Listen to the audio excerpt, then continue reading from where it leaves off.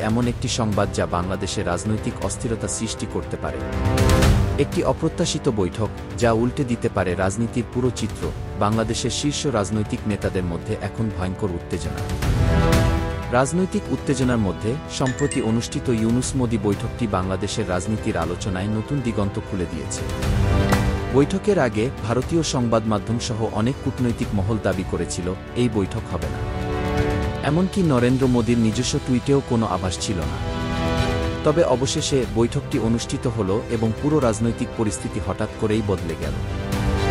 যতটা আশা করা হয়েছিল বৈঠকটি ততটা গুরুত্বপূর্ণ বা ফলপ্রসূ ছিল না, এমনকি আলোচনা ছিল একেবারে নির্দিষ্ট লক্ষ্য ছাড়াই। তারপরও বৈঠকটির পিছনে যে রহস্য লুকিয়েছিল তা অস্বীকার করার উপায় নেই।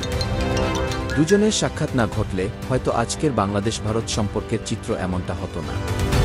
তবে প্রশ্ন, কিভাবে এই বৈঠক সম্ভব হলো? কেন